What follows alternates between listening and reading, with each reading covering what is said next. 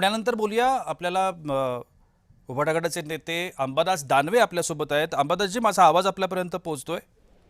हो, पोहोचतोय. नीट परीक्षेनंतर टीईटीचा पेपर फुटतो, राज्यातली ही स्थिती आणि एकूणच परीक्षा प्रक्रिया आहे त्याच्यावरतीच प्रश्नचिन्ह निर्माण करणाऱ्या या घटना आहेत, कसं पाहता तुम्ही? हे पहा, नीट जो पेपर फुटला, नीट तर पूर्ण राष्ट्रीय स्तरावर आहे, जी पण त्याचं केंद्र हे महाराष्ट्र राहिलेलं आहे. आणि जी आता टीईटी म्हणजे शिक्षकांची पात्रता परीक्षा आहे ही. जी जर जे शिक्षक विद्यार्थी घडवतात त्यांचाच पेपर फुटत असेल तर मला असं वाटतं कुमकुवत राज्य सरकार किंवा मग कुमकुवत नसेल तर भ्रष्टाचारी राज्य सरकार जी याला कारणीभूत आहे असंच म्हणावं लागेल. आता कसं बघायचं, म्हणजे आता आपण विश्वास, सर्वसामान्य जे विद्यार्थी आहेत, सर्वसामान्य पालक आहेत, जे मोठ्या अपेक्षेनं अशा पद्धतीच्या एंट्रन्स एक्झामना विद्यार्थ्यांना बसवत असतात, त्यांनी कसं बघायचं या सगळ्या गोष्टींकडे आणि विश्वास कोणावर करायचा? आता आता आता पेपर फुटला, परीक्षेचे टाइम वाढवला जाईल, विद्यार्थी अभ्यास करतात.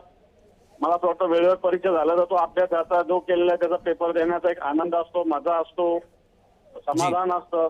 आता जर वेळेवर ती परीक्षा मी खूप दिवस अभ्यास केला ना, आता परीक्षेचा पेपर फुटला आणि ती परीक्षा पुढे ढकलली तर माझा उत्साह ओसरून जात असतो. मी परीक्षा त्या दमाने त्या जोमाने देत नाही. जी आणि म्हणून मला असं वाटतं या राज्य सरकार ज्या पद्धतीनं वागतंय, राज्य सरकारची यंत्रणा आहे जी कुमकुवत, त्याच्यामुळे या सगळ्या गोष्टी होते. तुम्ही आता कशा पद्धतीनं या सगळ्याचा पाठपुरावा करणार आहात, कशा पद्धतीनं सरकारला या संपूर्ण गोष्टीमध्ये धारेवर धरणार आहात? राज्याचं अधिवेशन सुरू आहे, या अधिवेशनात हा प्रश्न येणार आहे का? विषयावर काही चर्चा झाली परवा, जी पण आता आम्ही सभागृहात चर्चा करतो. सरकार म्हणतं फुटणार नाही, प्रत्यक्षात पेपर फुटतायत. आता करायचं काय? मोर्चे काढतो आम्ही, धरणे धरतो, निदर्शन देतो. आम्ही विरोधी पक्ष याच्यावरती काय करायचं? आम्ही तर पेपर घेऊन तर कोणाला नेऊन नाही देऊ शकत ना की बाबा गुपचूप घ्या आणि पेपर गुप्तपणे ठेवा आणि तिथं फुटला नाही पाहिजे असे याचं काम आम्ही नाही करू शकत ना. याचं काम सरकारचं आहे ना शेवटी. जी धन्यवाद, आपण आमच्याशी बोललात त्याकरता. अंबादासजी दानवे आपल्यासोबत होते.